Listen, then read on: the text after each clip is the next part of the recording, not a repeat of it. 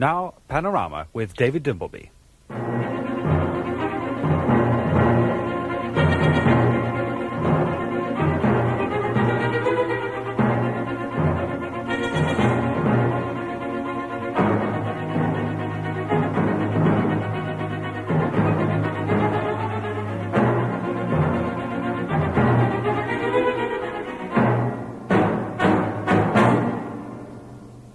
Good evening.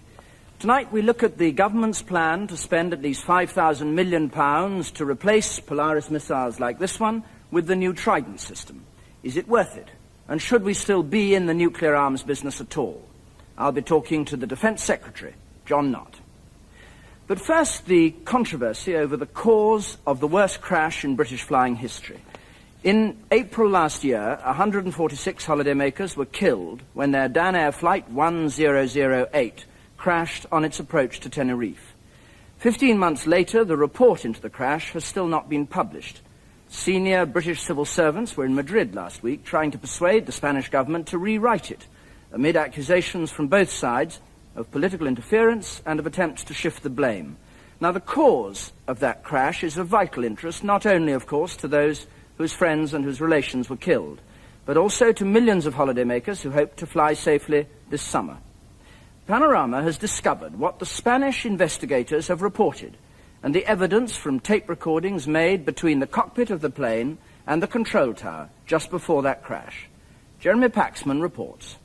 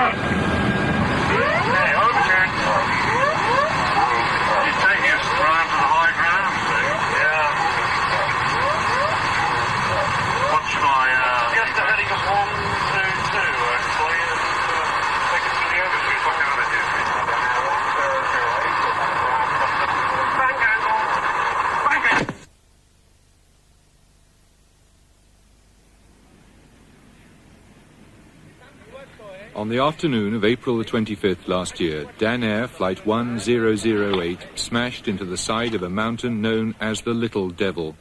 The flight had been carrying 146 people, most of them holidaymakers bound, they thought, for a couple of weeks in the sun. It was Britain's worst air disaster.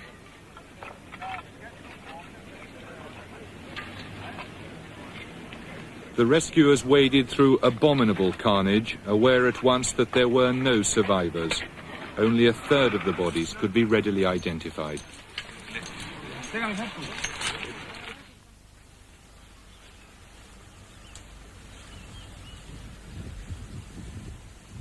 In the Anglican churchyard in Tenerife, 146 roses have been planted in memory of the dead. Those who visited the site of the crash remember the Dantesque scene as if it were yesterday. It was not just people being dead. There were only 52 out of 146 bodies recognizable and were able to be flown back to England. The rest were all bits of human remains. We have reconstructed the flight that day based upon tape recordings from the cockpit and control tower. Dan Air Flight 1008 took off from Manchester Airport on the morning of April the 25th last year. On board were 138 holidaymakers, 5 stewardesses, and a flight crew of 3.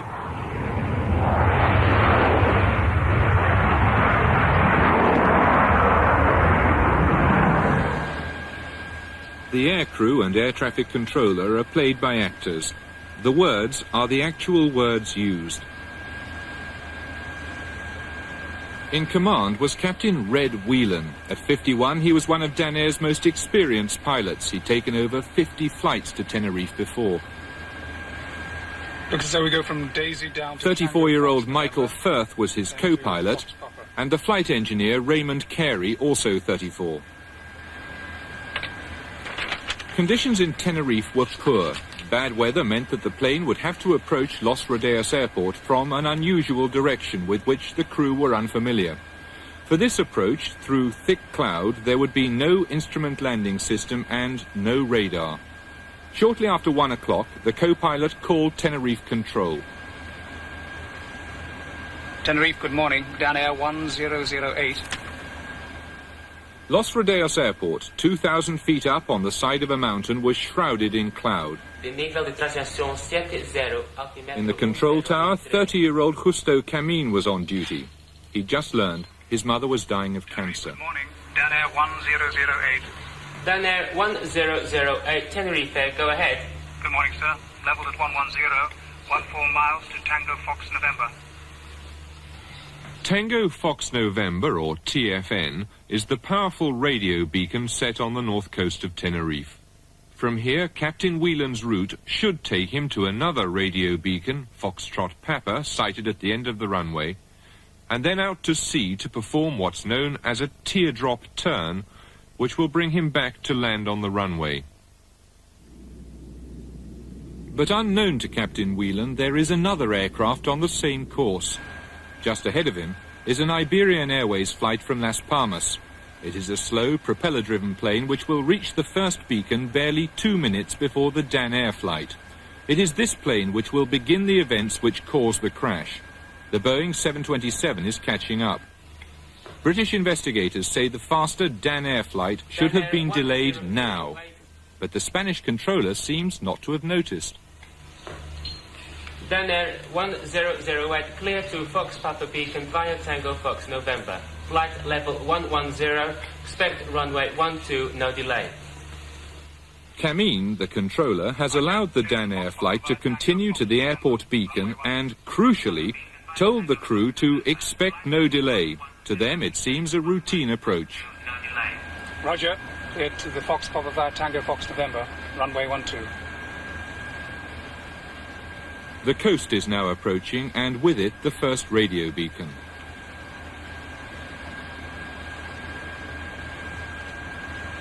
Just about to go overhead, going for... 255 out of here.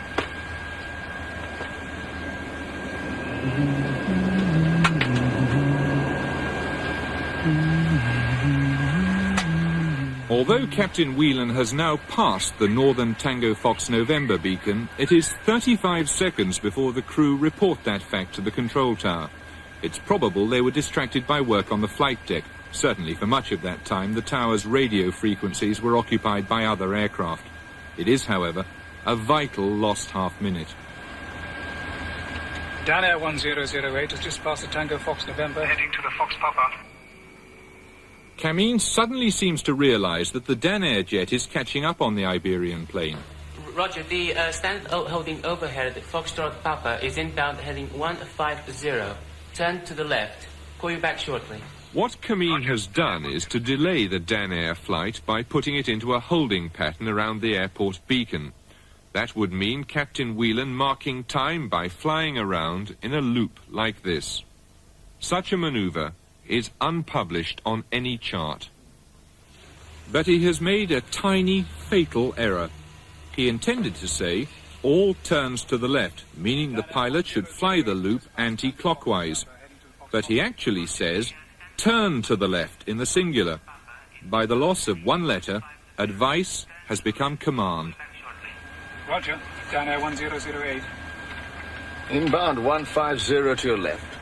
150 left, yeah. Still, Captain Whelan has a moment of doubt. So not sort of one. The runway's...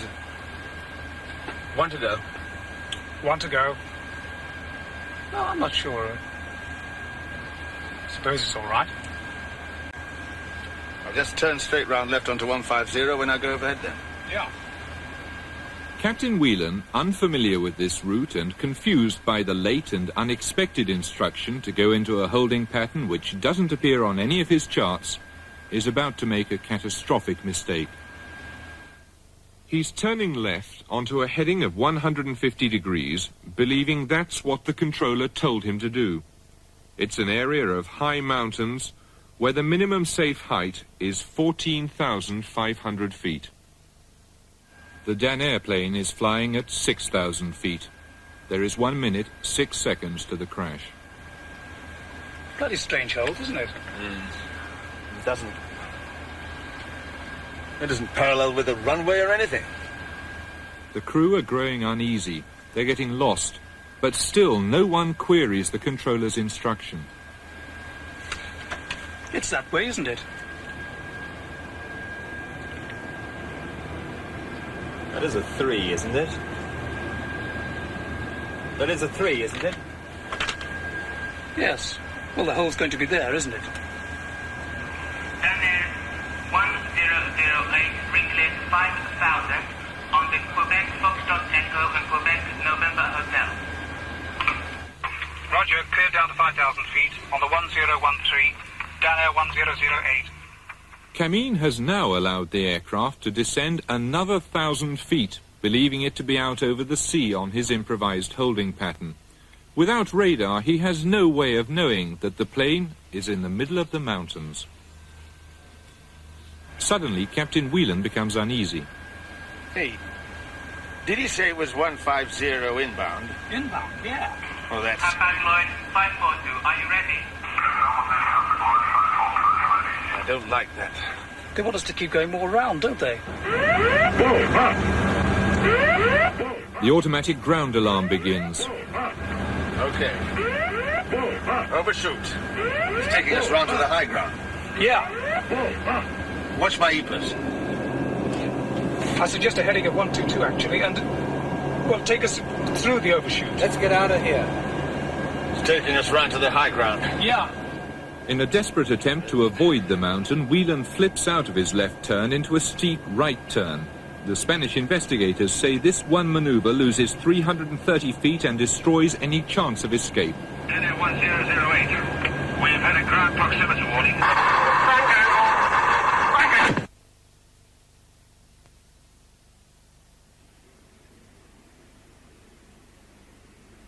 From their reconstruction, the Spanish investigators produced this report, still unpublished. Although it does admit a minor error by the Spanish air traffic controller, it lays almost all of the responsibility on the captain and crew. The report concludes, the captain did not follow the right route after passing the beacon and did not know his exact position.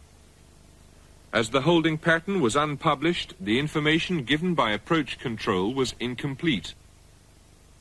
The crew had little time to assimilate the information given for the holding pattern, and though it wasn't understood, they did not query it or request clarification. The captain ought to have given more attention to his navigation in order to maintain the correct altitude in terrain which was not controlled by radar. And the co-pilot did not check or ask the captain about the operation that was taking place in accordance with his company manual. And because of this, the necessary teamwork did not take place. Out of 5 conclusions, 4 blame the captain and crew. British investigators claim the Spanish have chosen to attack the pilot and the crew because dead men tell no tales. This report, they say, amounts to an effective whitewash of the air traffic controllers. What should have been a purely technical investigation is now a matter of international politics. Well, it's fairly obvious that whoever wrote the conclusions had very little idea of what a professional operation's about, up to the point that the air traffic controller gave his odd clearance. The flight was a normal, well-organised, clear-cut professional operation. And how anybody can criticise that, I really don't know.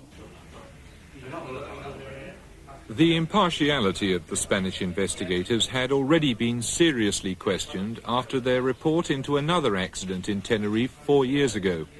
Then, too, their report had blamed the pilot. Now, another behind-the-scenes row broke out as the Spanish prepared a report which would largely exonerate their own air traffic controller. The head of the British Accident Investigation Branch telephoned a colleague in Madrid to stress his worries. The call was taped,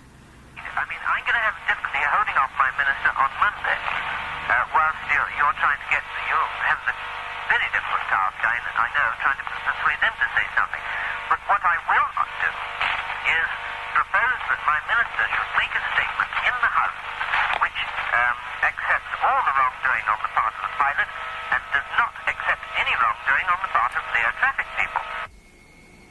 The British believe there was one critical moment, one air traffic instruction, which finally took the Dan Air plane into the mountainside. Roger, the stand holding overhead Foxtrot Papa is inbound heading 150.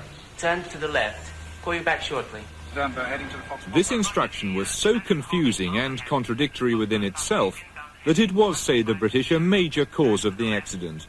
The crew were clearly mystified by it. Dan Air 1008. Inbound 150 to your left. 150 left, yeah. The Spanish admit the words used. So not sort of one. But what did he say? Did he say turn or did he say turns? Él dijo turn. He said turn in the singular. Giro. And that was his mistake, wasn't it? No. No. When it comes to aeronautical instructions, the crew repeat the information given to make sure there's no mistake in pronunciation or understanding or communication. O un fallo de comunicaciones. So the crew repeat the information and control then confirms it if it is correct or corrects them if there's anything wrong. The crew did not repeat their instruction. A lot of us have tried to make sense of that. There isn't any real way of doing it. And we believe that the crew took out of that curious clearance the one bit that they understood, which would turn to the left, and they decided that the thing to do was to go to the Foxtrot Papa and turn to the left to enter the hold. And we believe that that's what they did in the expectation that they could sort the rest of it out afterwards. As I'd said before, we've talked to psychologists on this one, and that is the sort of thing you get when you get a message which apparently makes sense but actually doesn't. You take the piece which you know you understand, and you take that first, and then sort the rest out afterwards. We believe that's what they were trying to do. Why was he put into an unpublished holding pattern? He wasn't put into it. At no point did the controller put the plane into a holding pattern. He gave the pilot information about a pattern in case it was needed. It was the plane which went into a holding pattern. There's no question in your view but that this was an air traffic control accident. Almost entirely. Until air traffic control interfered with a non-standard clearance, this was an absolutely straightforward operation, and it was going beautifully. But isn't it the case that in failing to realize that there were two planes extremely close together, in failing to put the Dan Air flight into a published holding pattern, in putting it into an unpublished holding pattern, in giving contradictory instructions, 150 degrees inbound, turn to the left, in clearing it down to 5,000 feet, that the air traffic controller, in fact, put that Dan Air flight in a situation from which it was extremely difficult to recover? No, I don't agree with that at all. The pilot is responsible for flying the plane, and he must know the capabilities of his aircraft. He should know the path on which the plane is flying. So even if the instructions had been wrong, the accident shouldn't have happened. The captain shouldn't have entered the 14,500-foot zone and flown on a path which was not at all like the information he was given.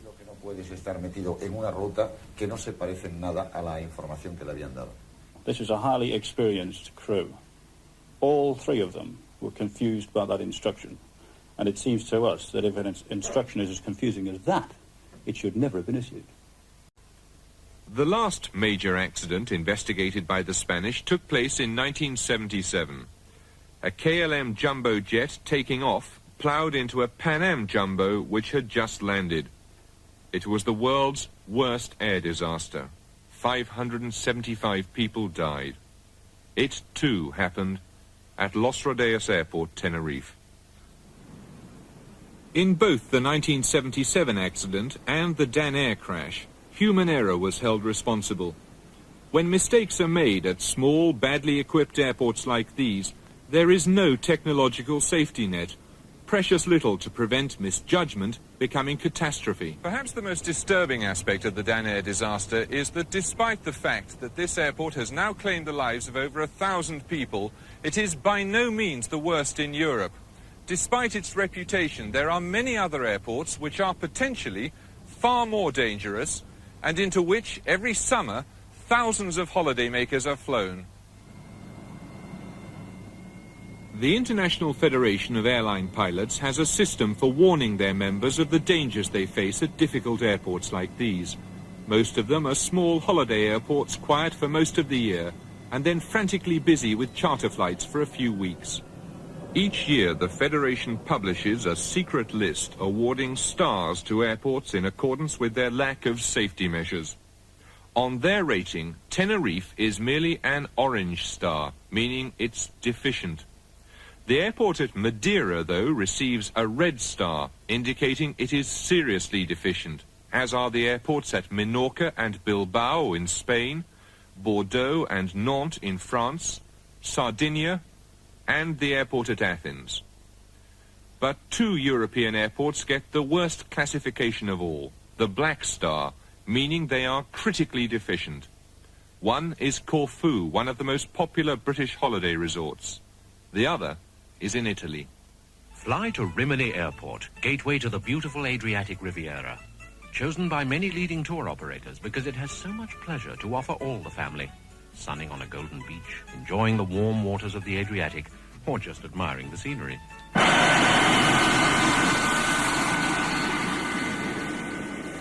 What the advertisement doesn't mention is that to pilots, Rimini is a black star airport, critically deficient in safety measures. The surrounding terrain is dangerous. There's no instrument landing system or ILS on one runway, no approach lights on another. There are no lights to mark the end of one of the runways, and no system for telling pilots they're on the correct glide path. The Pilots Association advises its members not to fly there at night, but still British companies do.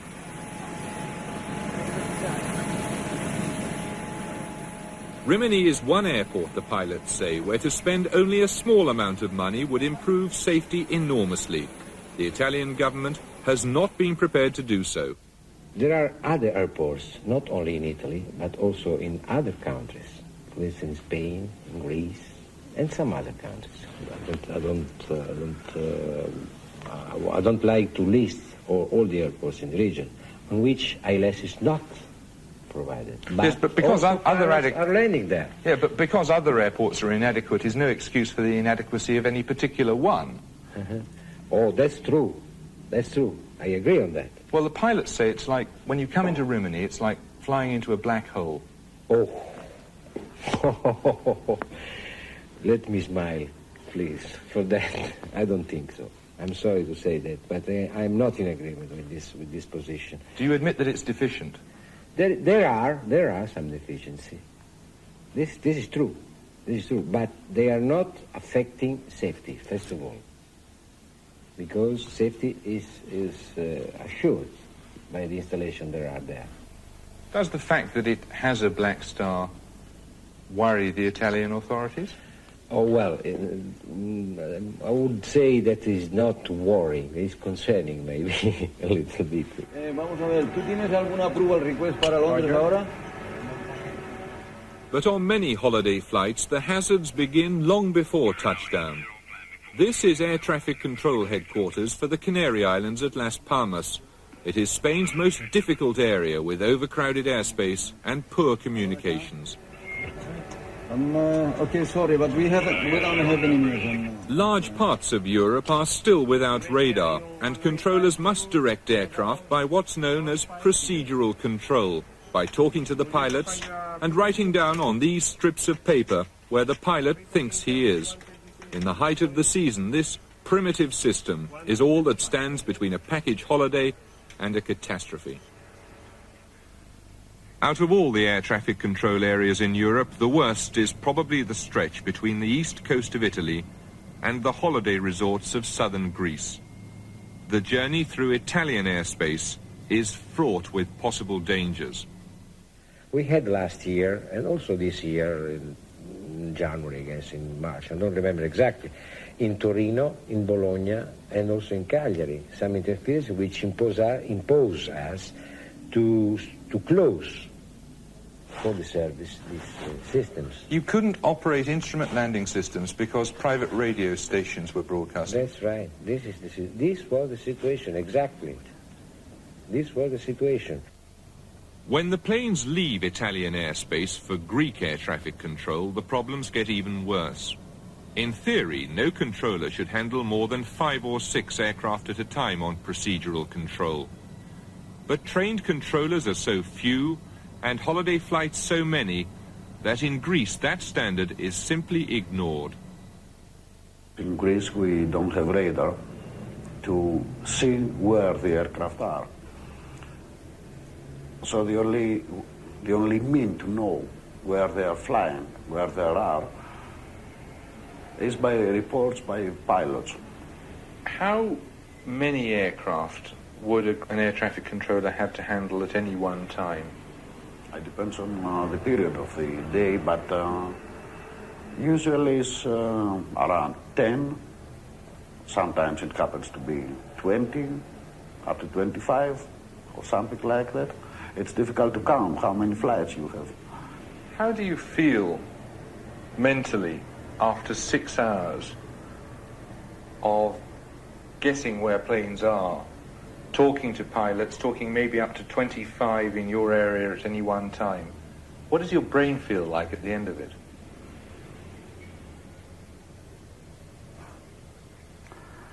It's difficult to answer because you are so tired that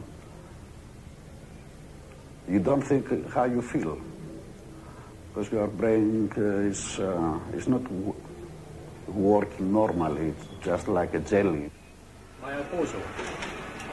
Exhausted and under-equipped, Greek, Italian and Spanish controllers are expected to prevent accidents, but they are at least conscientious. Outside mainland Europe, the situation is even worse. To reach the Canaries, for example, pilots must fly from Spanish into Moroccan airspace before reaching Canaries control. As one pilot put it, when you enter Moroccan airspace, you can only pray and wait. Casablanca control, or the Moroccan control, is almost non-existent. So how do you cope? I mean, you enter Moroccan airspace. Yeah. How do you make sure that you're not going to hit another aircraft which may be as in the dark as you are? We use our own frequency. We have our own frequency, and all pilots, we used to broadcast. And we transmit blind. All of aircraft engaged or flying in this area, within the area. We used to listen out in this frequency, and we know the positions by this frequency. Basically, then you're flying through this black hole almost, saying, I'm here, I'm here, I'm here. Yes, every 20 minutes when we are in some conspicuous points, we give some broadcast for the rest of the planes, and we're just getting and writing down all the planes that are in and out. At the end of the journey to Tenerife waits Mount 𝗔𝗽𝗶𝗵, 12,000 feet of volcano thrusting up into what the Spanish admit is their worst air traffic control area. At airports like Los Rodeos, when a human being makes a mistake, there often isn't the electronic insurance to prevent an error becoming a tragedy. 15 months later, the British and the Spanish are still arguing over who was responsible for the crash. Even Spain's own pilots are criticizing the conduct of the investigation. But there is no international organization with the power to mount an independent inquiry, as there is no body with the authority to compel governments to improve their air traffic and air safety measures.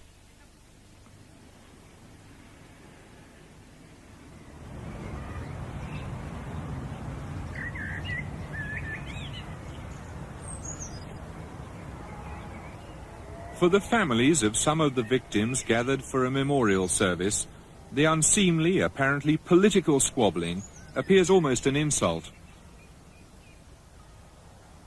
It would be unnecessarily vindictive to blame the young air traffic controller. Perhaps real responsibility lies with the mentality which believes that civilian airports don't necessarily warrant every safety measure. At any event, The parents of Melanie French, one of the stewardesses who died, believe the question of why and how must be answered.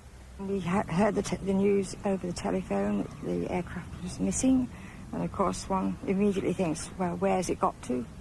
It's only as time goes by that the full horror of everything comes through, and really, day by day, I think it gets worse, actually, because we lost Melanie, and knowing that she's never going to come down for breakfast anymore is just too much to stand, really. You have to. In the last 12 months, I've heard the word accident mentioned so many times. In my view, there is no such thing as an accident with an airliner which is carrying hundreds of passengers. When a disaster, and a tremendous, horrendous disaster like this happens, somebody, somewhere, or some bodies are responsible. Name of the Father, and of the Son, and of the Holy Ghost. Almighty God, our Heavenly Father, without whom no word of words of ours availeth, just accept the gift of our hands. Have respect unto the prayers of our Christ as we dedicate this memorial. Jeremy Paxman was reporting. The British Department of Trade will be giving its views and its comments on the air crash in the report of its Accident and Investigation Branch, which is going to be published on July the 20th.